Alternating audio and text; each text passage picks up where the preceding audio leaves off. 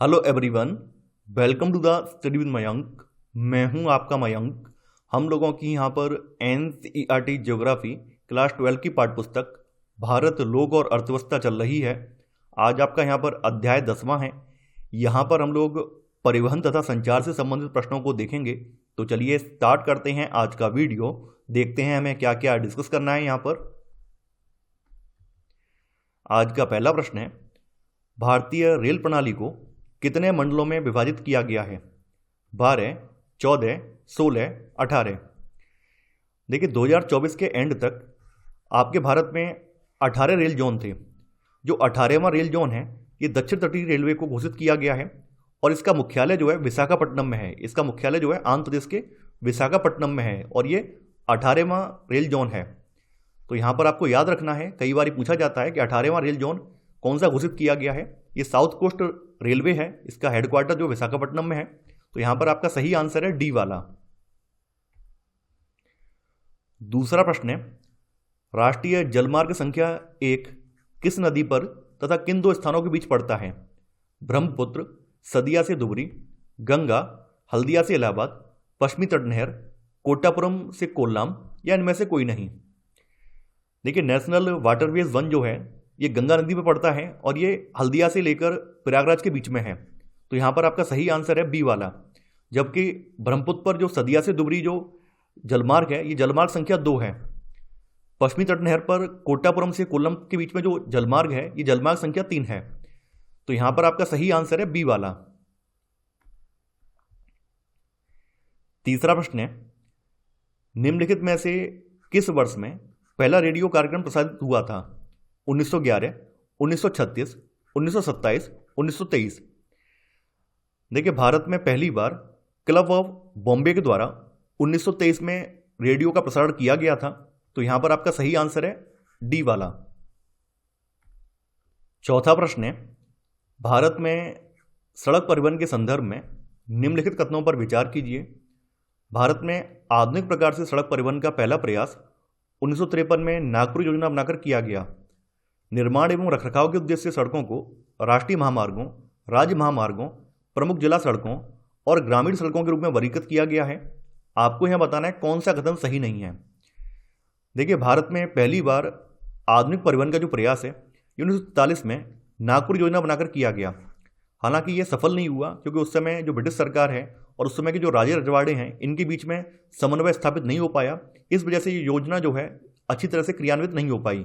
तो यहाँ पर आपका पहला वाला गलत हो जाएगा। हमारे भारत में निर्माण और रखरखाव के उद्देश्य से सड़कों को जो है नेशनल हाईवे, स्टेट हाईवे, जिला सड़कें और ग्रामीण सड़कों के रूप में डिवाइड किया गया है। तो यहाँ पर आपका सेकंड वाला सही है। यहाँ पर पूछा गया है कौन सा सही नहीं है, यहाँ पर पहला वाला सही नहीं है। तो आंसर है आपका ए, केवल एक। पांचवा प्रश्न है, ग्रैंड ट्रंक रोड का निर्माण किसने कराया था? हुमायूं, जहांगीर, शेरशाह सूरी, अलाउद्दीन खिलजी। देखिए ग्रैंड ट्रंक रोड जो है ये बंगाल की सोनार घाटी से लेकर पाकिस्तान के सिंधु घाटी तक जाता है और इसका निर्माण जो है मध्यकाल में शेरशाह सूरी के द्वारा कराया गया था, जिसका ब्रिटिशर्स ने नामकरण ग्रैंड ट्रंक रोड के रूप में किया।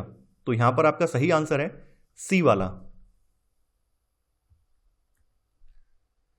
छठवां प्रश्न है, निम्नलिखित कथनों पर विचार कीजिए। राज्य महामार्ग राज्य की राजधानी से जिला मुख्यालयों तथा अन्य महत्वपूर्ण शहरों को जोड़ते हैं। राज्य महामार्ग राष्ट्रीय महामार्गों से नहीं जुड़े होते हैं। राष्ट्रीय महामार्ग राज्यों की राजधानियों, प्रमुख नगरों, महत्वपूर्ण पत्तनों और रेलवे जंक्शनों को भी जोड़ते हैं। आपको यहां बताना है कौन सा कथन सही नहीं है।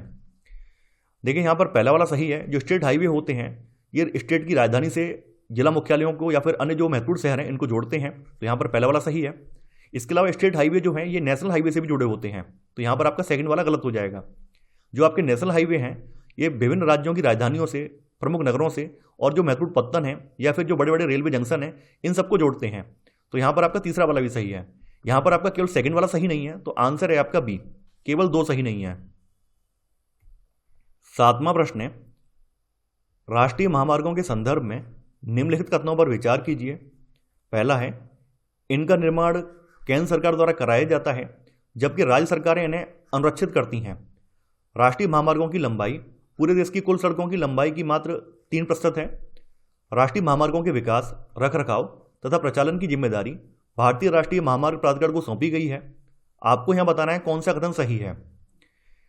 देखिए, जो नेशनल हाईवे होते हैं इनका निर्माण और इनका अनुरक्षण यानी इनका मेंटेनेंस जो है ये केंद्र सरकार के द्वारा कराया जाता है। इनका निर्माण भी केंद्र सरकार कराती है और इनका मेंटेनेंस भी केंद्र सरकार ही वहन करती है। तो यहाँ पर आपका पहला वाला गलत हो जाएगा।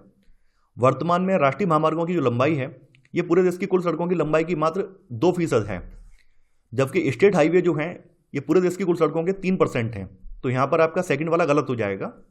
थर्ड वाला यहाँ पर सही है कि राष्ट्रीय महामार्गों के विकास, रखरखाव और प्रचालन की जो जिम्मेदारी है भारतीय राष्ट्रीय महामार्ग प्राधिकरण को सौंपी गई है और इस प्राधिकरण की स्थापना जो 1995 में हुई थी।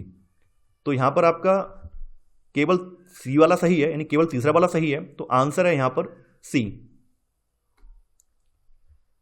8वां प्रश्न है, भारतीय राष्ट्रीय राजमार्ग प्राधिकरण का प्रचालन किस वर्ष शुरू किया गया था? 1991, 1993, 1994, 1995। देखिए, भारतीय राष्ट्रीय राजमार्ग प्राधिकरण का जो प्रचालन है ये 1995 से स्टार्ट किया गया था। तो यहां पर आपका सही आंसर है डी वाला। 9वां प्रश्न है, भारतीय राष्ट्रीय राजमार्ग प्राधिकरण अधिनियम किस वर्ष पारित हुआ था? 1988 में, 1978 में, 1982 में, 1990 में। भारतीय राष्ट्रीय राजमार्ग प्राधिकरण अधिनियम जो है 1988 में पारित हुआ था। तो यहां पर आपका सही आंसर है ए वाला। 10वां प्रश्न है, भारतीय राष्ट्रीय राजमार्ग प्राधिकरण अधिनियम 1988 विस्तारित है केंद्र शासित प्रदेशों को छोड़कर संपूर्ण भारत, उत्तर पूर्वी राज्यों को छोड़कर संपूर्ण भारत, जम्मू और कश्मीर राज्य को छोड़कर संपूर्ण भारत या संपूर्ण भारत?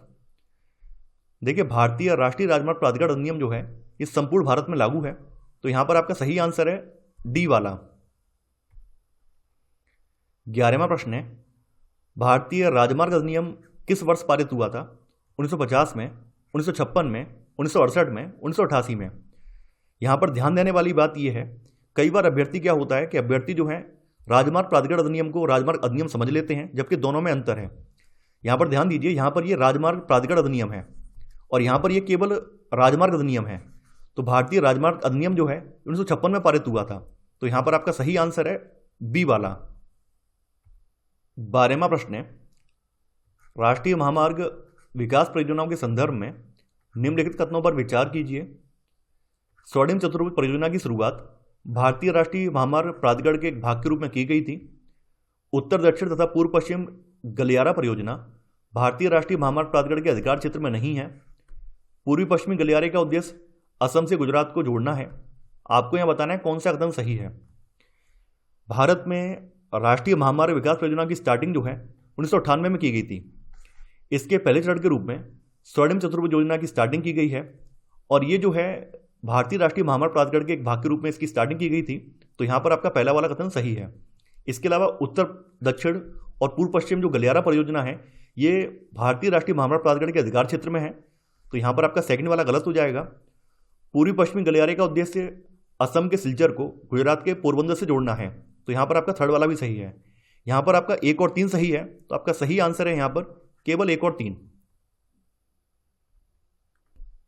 13वां प्रश्न है, भारत में किस राज्य में प्रदेश राजमार्ग की लंबाई सर्वाधिक है? गुजरात, राजस्थान, उत्तर प्रदेश, महाराष्ट्र। देखिए यहाँ पर ध्यान दीजिए, यहाँ पे प्रदेश राजमार्ग की बात हो रही है, स्टेट हाईवे की बात हो रही है। तो स्टेट हाईवे हो या नेशनल हाईवे हो, इन दोनों के मामले में इन दोनों की सर्वाधिक लंबाई जो है ये महाराष्ट्र में है। तो जब भी अगर पूछा जाए कि किस राज्य में नेशनल हाईवे की सबसे ज़्यादा लंबाई है तो आप बता देंगे महाराष्ट्र में है। या ये पूछा जाए किस राज्य में प्रदेश राजमार्ग या फिर स्टेट हाईवे की सबसे ज़्यादा लंबाई है तो ये भी महाराष्ट्र में ही है। तो यहाँ पर आपका सही आंसर है डी वाला। 14वां प्रश्न है, स्वर्णिम चतुर्भुज परियोजना का संबंध किसके विकास से है? राजमार्ग, बंदरगाह, विद्युत श्रृंखला, पर्यटन चक्र। देखिए इसका संबंध जो है राजमार्ग के विकास से है। तो आपका सही आंसर है यहाँ पर ए वाला। 15वां प्रश्न है, राष्ट्रीय राजमार्ग विकास परियोजना से संबंधित निम्न कथनों में कौन सही है? इसका प्रथम चरण दिल्ली, मुंबई एवं कोलकाता को जोड़ता है। इसके प्रथम चरण परियोजना की कुल लंबाई 5846 किलोमीटर है। उत्तर दक्षिण गलियारा श्रीनगर से कन्याकुमारी को जोड़ता है। पूर्व पश्चिम गलियारा सिलचर को द्वारका से जोड़ता है। आपको यहाँ पर कूट की सहायता से सही उत्तर का चयन करना है। देखिए, राष्ट्रीय राजमार्ग विकास परियोजना के पहले चरण में स्वर्णिम चतुर्भुज परियोजना की स्टार्टिंग की गई, जिसके तहत 4 शहरों को जोड़ना था। तो इसमें दिल्ली, मुंबई, कोलकाता और चेन्नई को शामिल किया गया। तो यहाँ पर केवल 3 लिखे हुए हैं, इस वजह से आपका पहला वाला ऑप्शन गलत हो जाएगा। जो इसका प्रथम चरण है, इसकी कुल लंबाई यानी स्वर्णिम चतुर्भुज प्रोजेक्ट की जो कुल लंबाई है ये 5846 किलोमीटर है। तो यहाँ पर आपका सेकंड वाला सही है। जो उत्तर दक्षिण गलियारा है ये श्रीनगर को कन्याकुमारी से जोड़ता है, जबकि पूर्व पश्चिम गलियारा जो है सिलचर को गुजरात के पोरबंदर से जोड़ता है, ना कि द्वारका से, यानी ये गुजरात के पोरबंदर से इसको जोड़ता है। तो यहाँ पर आपका जो चौथा वाला है गलत हो जाएगा। यहाँ पर आपका केवल 2 और 3 सही है, तो आपका सही आंसर होगा यहाँ पर बी वाला, केवल 2 और 3। 16वां प्रश्न है, स्वर्णिम चतुर्भुज परियोजना का शुभारंभ किस वर्ष किया गया था? 1999, 2003, 2001, 2007। देखिए, स्वर्णिम चतुर्भुज प्रोजेक्ट का जो स्टार्टिंग है ये 2001 में हुई थी और ये 2012 में जाके कंप्लीट हुआ है। तो यहां पर आपका सही आंसर है सी वाला। 17वां प्रश्न है, भारत की स्वर्णिम चतुर्भुज परियोजना जुड़ती है दिल्ली, मुंबई, चेन्नई, कोलकाता को, दिल्ली, झांसी, बंगलुरु, कन्याकुमारी को, श्रीनगर, दिल्ली, कानपुर, कोलकाता को, पोरबंदर, बंगलुरु, कोलकाता, कानपुर को। स्वर्णिम प्रोजेक्ट जो है ये दिल्ली, मुंबई, चेन्नई और कोलकाता को आपस में जोड़ता है। तो यहां पर आपका सही आंसर है ए वाला। 18वां प्रश्न है, स्वर्णिम चतुर्भुज क्या है? महानगरों को जोड़ने वाला रेल मार्ग, प्रमुख वायु मार्ग, राष्ट्रीय राजमार्ग परियोजना, सड़क व्यापार का मार्ग। जैसा कि आप लोग जानते हैं कि स्वर्णिम चतुर्भुज परियोजना जो है ये राष्ट्रीय राजमार्ग विकास की परियोजना है। तो यहां पर आपका सही आंसर है सी वाला। 19वां प्रश्न है, प्रस्तावित पूर्व पश्चिम एवं उत्तर दक्षिण एक्सप्रेस राजमार्ग एक दूसरे को काटते हैं ग्वालियर में, झांसी में, भोपाल में या सागर में। देखिए, उत्तर दक्षिण और पूर्व पश्चिम गलियारा एक दूसरे को झांसी में काटते हैं। उत्तर दक्षिण गलियारे की कुल लंबाई जो है 4016 किलोमीटर है, जबकि यहां पर पूर्व पश्चिम गलियारे की बात करें तो इसकी लंबाई 3640 किलोमीटर है। तो यहां पर आपका सही आंसर है बी वाला। 20वां प्रश्न है, सीमा सड़क संगठन के संदर्भ में निम्नलिखित कथनों पर विचार कीजिए। सीमा सड़क संगठन की स्थापना मई 1960 में की गई थी। इसका उद्देश्य उत्तरी एवं उत्तर पूर्वी सीमा से सटी सामरिक दृष्टि से महत्वपूर्ण सड़कों के विकास से आर्थिक विकास को गति और अच्छा तैयारियों को मजबूती प्रदान करना है। सीमा सड़क संगठन सड़कें बनाने व अनुरक्षण करने के साथ साथ अति ऊंचाई वाले क्षेत्रों में बर्फ हटाने की जिम्मेदारी भी संभालता है। यहां पर आपको बताना है इसमें से कितने कथन सही हैं। देखिए, देश के पहले प्रधानमंत्री पंडित जवाहरलाल नेहरू ने सीमा सड़क संगठन की स्थापना 1960 में की थी। तो यहां पर आपका पहला वाला बिल्कुल सही है। इसका उद्देश्य उत्तरी और उत्तर पूर्वी सीमा से लगे हुए जो भी इलाके हैं उनमें सड़कों का निर्माण करना है, ताकि आबाद रूप से जो आर्मी वगैरह है उसकी आवाजाही हो सके, वहां पर जो अन्य प्रकार की मूवमेंट है वो की जा सके। तो सामरिक दृष्टि से सड़कें काफ़ी ज़्यादा महत्वपूर्ण होती हैं। तो यहाँ पर आपका सेकंड वाला कथन ये सही है। सीमा सड़क संगठन इनके द्वारा निर्मित जो भी सड़कें हैं उनके रखरखाव की जिम्मेदारी तो है ही है, इसके अलावा ऊंचाई वाले क्षेत्रों में ये वर्फ भी हटाता है। तो यहाँ पर आपका थर्ड वाला भी सही है, यानी ऊंचाई वाले क्षेत्रों में जैसे जम्मू कश्मीर का नेशनल हाईवे हो गया या फिर अन्य जो हाईवे हैं उन पर जो बर्फ जमी होती है उसको हटाने का काम भी यही संगठन करता है। यहाँ पर तीनों ही सही हैं, तो आपका सही आंसर होगा यहाँ पर डी, यानी उपरोक्त सभी। 21वां प्रश्न है, दुनिया की सबसे लंबी राजमार्ग सुरंग अटल सुरंग मनाली को जोड़ती है कुल्लू, शिमला, लाहौल स्पीति, जम्मू। देखिए, दुनिया की सबसे लंबी राजमार्ग सुरंग जो कि अटल सुरंग है ये मनाली को लाहौल स्पीति से जोड़ती है। तो यहां पर आपका सही आंसर है सी वाला। 22वां प्रश्न है, राष्ट्रीय महामार्ग विकास कार्यक्रम की स्थापना कब हुई थी? 1997, 1998, 2002, 1987। देश में ट्रैफिक समस्या के समाधान के लिए और अंतर्राष्ट्रीय गुणवत्ता की सड़कों के निर्माण के लिए भारत में राष्ट्रीय महामार्ग विकास कार्यक्रम जो है 1998 में स्टार्ट किया गया था। तो यहां पर आपका सही आंसर है बी वाला। 23वां प्रश्न है, अटल टनल सबसे लंबी राजमार्ग सुरंग में से एक है। इस सुरंग का निर्माण किस संस्था ने किया था? भारतीय राष्ट्रीय राजमार्ग प्राधिकरण, सीमा राजमार्ग प्राधिकरण, जम्मू और कश्मीर राज्य राजमार्ग, सीमा सड़क संगठन। देखिए, अटल टनल का निर्माण जो है बॉर्डर रोड ऑर्गेनाइजेशन ने किया है, यानी सीमा सड़क संगठन ने किया है। तो यहां पर आपका सही आंसर है डी वाला। अटल सुरंग रोहतांग हिमाचल प्रदेश की लंबाई कितनी है? 8.02 किलोमीटर, 9.02 किलोमीटर, 10.02 किलोमीटर, 11.02 किलोमीटर। देखिए अटल सुरंग जो है रोहतांग दर्रे के पास पड़ती है और ये हिमाचल प्रदेश में है। इसकी कुल लंबाई 9.02 किलोमीटर है।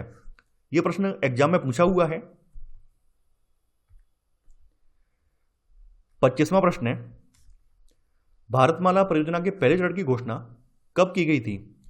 2017 में, 2018 में, 2022 में, 2016 में। भारतमाला प्रोजेक्ट के पहले चरण की स्टार्टिंग जो है या घोषणा जो है 2017 में की गई थी और ये 2017 से लेकर 2022 तक के लिए था। तो यहां पर आपका सही आंसर है ए वाला। 26वां प्रश्न है, भारत सरकार के सेतु भारतम कार्यक्रम का उद्देश्य है तटीय क्षेत्रों को जोड़ने वाले पुलों का निर्माण करना, राष्ट्रीय राजमार्गों पर पुलों का निर्माण करना, माल के परिवहन के लिए नदियों और समुद्रों पर पुलों का निर्माण करना, ग्रामीण क्षेत्रों में पुलों का निर्माण करना। देखिए सेतु भारतम कार्यक्रम की घोषणा जो है ये मार्च 2016 में की गई है और इसका उद्देश्य जो है राष्ट्रीय राजमार्गों पर पुलों का निर्माण करना है।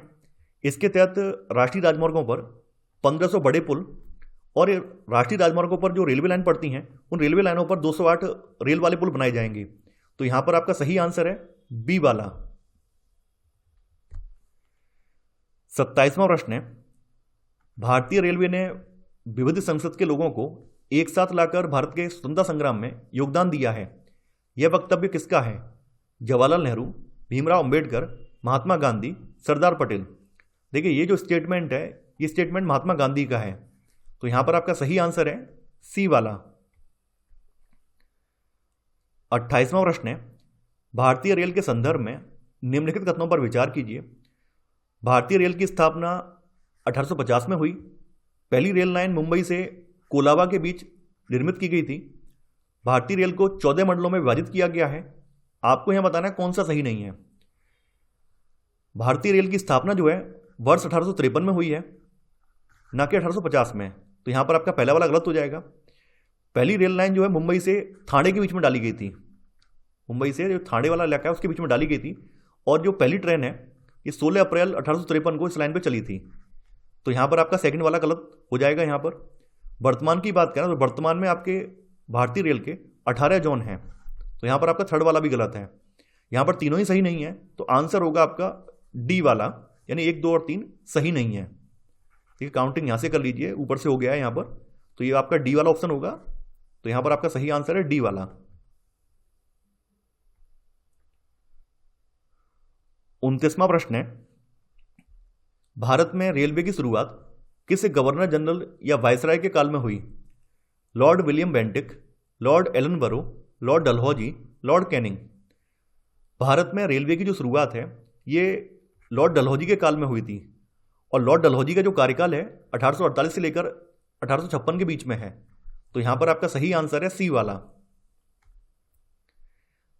30वां प्रश्न है, भारत के रेल मंत्रालय की बुलेट ट्रेन चलाने की योजना है किसके मध्य है ये? मुंबई से अहमदाबाद, मुंबई से हैदराबाद, मुंबई से नई दिल्ली और मुंबई से पुणे के बीच में। देखिए भारत की रेल जो भारतीय रेल है इसकी बुलेट ट्रेन चलाने की जो योजना है ये मुंबई से अहमदाबाद के बीच में है और इस घोषणा का अनुमोदन जो है सन 2004 में भारत के पूर्व प्रधानमंत्री डॉक्टर मनमोहन सिंह के द्वारा किया गया था। तो यहां पर आपका सही आंसर है ए वाला। 31वां प्रश्न है, निम्नलिखित में से कौन सा एक युग्म सही सुमेलित नहीं है? रेलवे जोन मुख्यालय, उत्तर पूर्व रेलवे, गोरखपुर, दक्षिण पूर्व रेलवे, भुवनेश्वर, पूर्वी रेलवे, कोलकाता, दक्षिण पूर्व मध्य रेलवे, बिलासपुर। देखिए दक्षिण पूर्व रेलवे का जो हेडक्वार्टर है ये कोलकाता में है, ना कि भुवनेश्वर में। ये कोलकाता में पड़ता है। वहीं जो आपका ईस्ट कोस्ट यानी पूर्वी तटीय रेलवे है उसका हेडक्वार्टर जो भुवनेश्वर में है, यानी यहां पर ईस्ट कोस्ट का पड़ता है। तो यहां पर आपका बी वाला गलत हो जाएगा। तो यहां पर आपका सही आंसर है बी वाला। 32वां प्रश्न है, दक्षिण पूर्वी रेलवे का मुख्यालय है नागपुर, बिलासपुर, हैदराबाद, कोलकाता। देखिए, पूर्वी रेलवे और दक्षिण पूर्वी रेलवे इन दोनों का मुख्यालय कोलकाता में ही है, तो आपका सही आंसर है यहां पर डी वाला। 33वां प्रश्न है, उत्तर मध्य रेलवे जोन का मुख्यालय कहां स्थित है? प्रयागराज, जबलपुर, भोपाल, दिल्ली। उत्तर मध्य रेलवे का जो हेडक्वार्टर है ये प्रयागराज में है, तो यहां पर आपका सही आंसर है ए वाला। 34वां प्रश्न है, रेलवे का जोन मुख्यालय हाजीपुर स्थित है? छत्तीसगढ़ में, उत्तर प्रदेश में, झारखंड में, बिहार में। देखिए, हाजीपुर जो है ये पूर्व मध्य रेलवे का हेडक्वार्टर है, पूर्व मध्य रेलवे का मुख्यालय है और ये बिहार में पड़ता है, तो यहां पर आपका सही आंसर है डी वाला। 35वां प्रश्न है, कोंकण रेलवे के विषय में निम्नलिखित में से कौन सा एक कथन सत्य नहीं है? इसकी कुल लंबाई लगभग 760 किलोमीटर है, यह कर्नाटक, गोवा, महाराष्ट्र और केरल राज्यों से होकर गुजरती है, यह एकमात्र ऐसा रेल मार्ग है जो पश्चिमी घाटों को पार करते हुए गुजरता है। जो कोंकण रेल निर्माण कंपनी बनी उसने सार्वजनिक निर्गमों के माध्यम से धन इकट्ठा किया। देखिए, यहां पर पहला वाला कथन बिल्कुल सही है, इसकी जो कुल लंबाई है ये लगभग 760 किलोमीटर के लगभग है। देखिए, ये जो रेल मार्ग है ये कर्नाटक, गोवा और महाराष्ट्र के बीच में है, यहाँ पे केरल राज्य में ये नहीं पड़ता है, तो यहाँ पर आपका बी वाला गलत हो जाएगा। यानी ये महाराष्ट्र के रोहा से स्टार्ट होकर कहाँ तक जाता है? कर्नाटक के मैंगलोर तक जाता है, मैंगलोर तक ये जाता है, तो यहाँ पर आपका बी वाला गलत है। सी वाला यहाँ सही है, एकमात्र ऐसा रेल मार्ग है जो कि वेस्टर्न घाट को पार करता है। जो कोंकण रेल कंपनी बनी उसके लिए जो फंडिंग की गई थी वो सार्वजनिक निर्गमों के माध्यम से की गई थी, तो यहाँ पर डी वाला भी सही है। यहाँ पर जो गलत वाला है ये है बी वाला, तो आंसर है यहाँ पर बी। 36वां प्रश्न है, कोंकण रेलवे जोड़ता है मुंबई से मनमाड को, मैंगलोर से कोच्चि को, रोहा से मैंगलोर को, मुंबई से पुणे को। कोंकण रेलवे महाराष्ट्र के रोहा को कर्नाटक के मैंगलोर से जोड़ता है, तो यहां पर आपका सही आंसर है सी वाला। 37वां प्रश्न है, कोंकण रेलवे से राज्यों के निम्नलिखित समुच्चयों में से कौन से एक को सर्वाधिक लाभ होगा? गोवा, कर्नाटक, महाराष्ट्र, केरल, मध्य प्रदेश, महाराष्ट्र, तमिलनाडु, केरल, तमिलनाडु, केरल, गोवा, महाराष्ट्र, गुजरात, महाराष्ट्र, गोवा, तमिलनाडु। देखिए, कोंकण रेलवे जो है वेस्टर्न घाट के सहारे बनाई गई है, इसने वेस्टर्न घाट को भी काटा है, तो कोंकण रेलवे को अगर कर्नाटक से थोड़ा केरल तक और बढ़ा दिया जाए तो इसका एक सर्वाधिक लाभ प्राप्त होगा।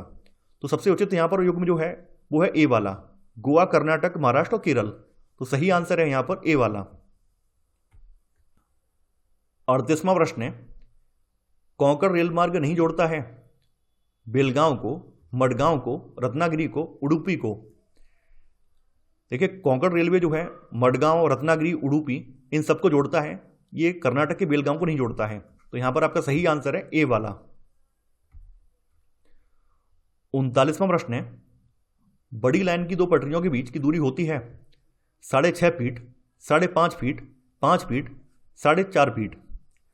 जैसा कि आप लोग जानते हैं कि भारत में सबसे ज़्यादा ब्रॉडगेज पाई जाती है, हमारे यहाँ सबसे ज़्यादा ब्रॉडगेज लाइन है, और ब्रॉडगेज लाइन की बात करें तो ब्रॉडगेज लाइन की जो दो पटरियाँ होती हैं इनके बीच की जो डिस्टेंस होती है 1.676 मीटर होती है, या फिर इसको 1676 mm भी लिख सकते हैं।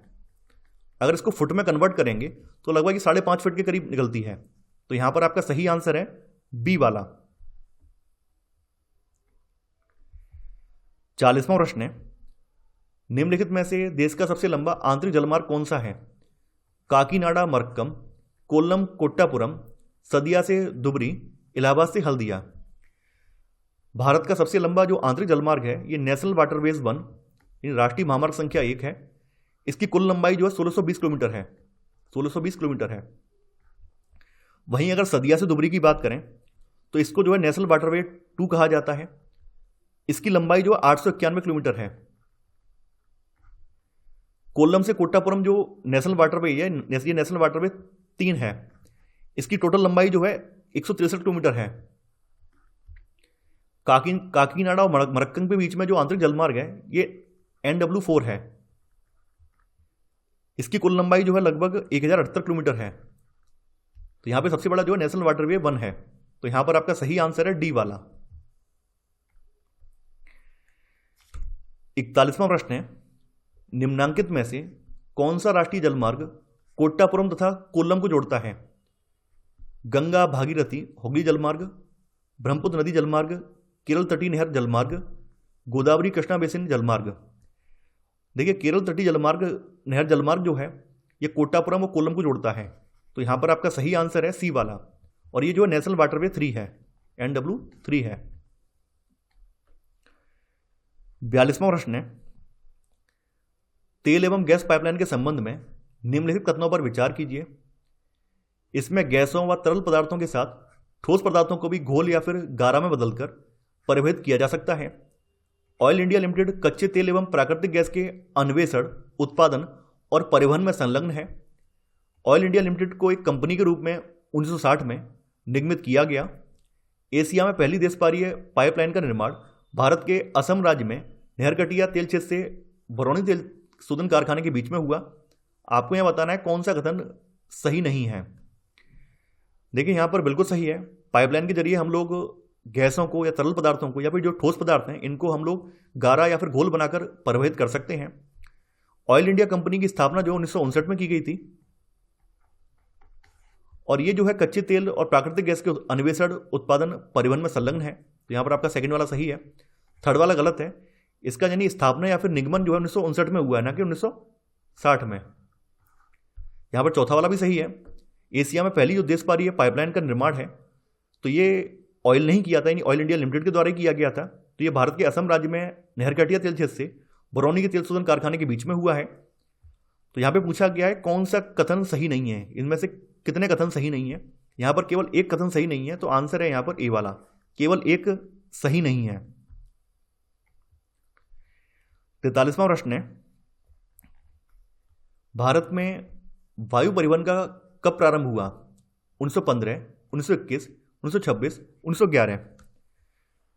भारत में वायु परिवहन का जो प्रारंभ है ये 1911 में हुआ है। तो यहां पर आपका सही आंसर है डी वाला।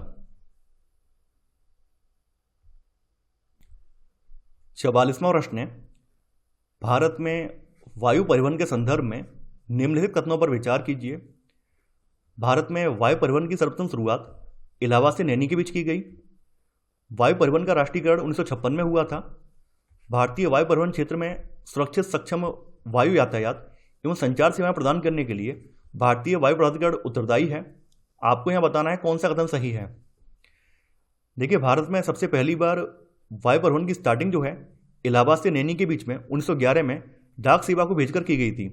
तो यहाँ पर आपका पहला वाला सही है। वायु परिवहन का राष्ट्रीयकरण जो है 1953 में हुआ था, ना कि 1956 में, ये 1953 में हुआ है। तो यहाँ पर आपका सेकंड वाला गलत हो जाएगा। भारतीय वायु परिवहन क्षेत्र में सुरक्षित, सक्षम वायु यातायात और संचार सेवा प्रदान करने की जिम्मेदारी जो है भारतीय वायु प्राधिकरण की है। तो यहाँ पर आपका तीसरा वाला सही है।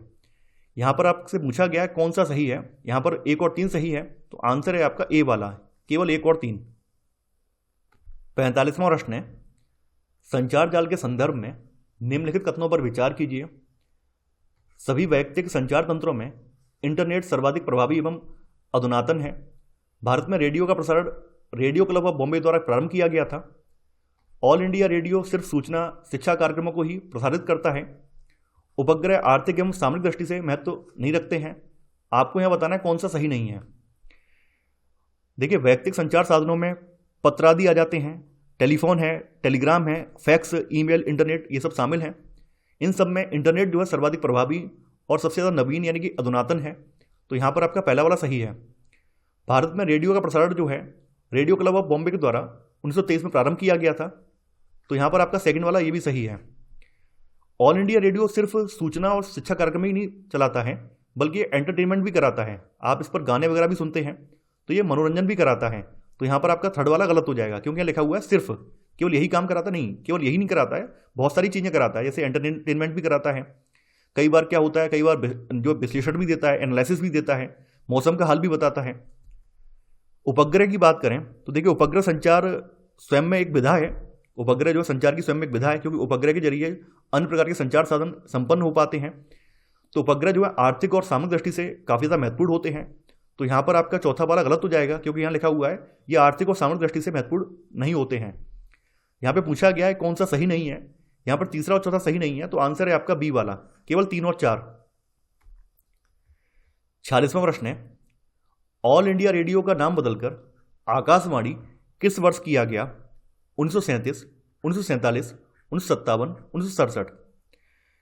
जैसा कि आप लोग जानते हैं, भारत में रेडियो की शुरुआत जो है 1923 में क्लब ऑफ बॉम्बे के द्वारा की गई थी, और बाद में सरकार ने 1930 में इंडियन ब्रॉडकास्टिंग सिस्टम के अंतर्गत इसको अपने अधिकार में ले लिया था।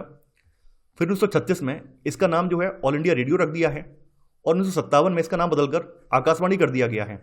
तो यहां पर आपका सही आंसर है सी वाला। 47वां प्रश्न है, निम्नलिखित कथनों पर विचार कीजिए। इंडियन नेशनल सैटेलाइट सिस्टम यानी इनसैट तथा Indian remote sensing satellite system IRS उपग्रह प्रणाली से ही संबद्ध हैं। इनसैट बहुउद्देशीय उपग्रह प्रणाली है। राष्ट्रीय रिमोट सेंसिंग एजेंसी हैदराबाद में स्थित है। IRS उपग्रह अनेक वर्णक्रमीय यानी स्पेक्ट्रम बैंड को एकत्रित करते हैं और विविध उपयोगों हेतु भू स्टेशनों पर संप्रेषित करते हैं। आपको यहां बताना है कौन सा कथन सही है। देखिए, इनसैट और IRS ये दोनों ही उपग्रह प्रणाली से संबंधित हैं, तो यहां पर आपका पहला वाला सही है। इनसैट एक बहुउद्देशीय उपग्रह प्रणाली है जो दूरसंचार, मौसम विज्ञान संबंधी अवलोकनों और विभिन्न अन्य आंकड़ों और कार्यक्रमों के लिए उपयोगी है, तो यहां पर आपका सेकंड वाला सही है। राष्ट्रीय रिमोट सेंसिंग एजेंसी जो है ये हैदराबाद में स्थित है, तो थर्ड वाला भी यहां पर सही है।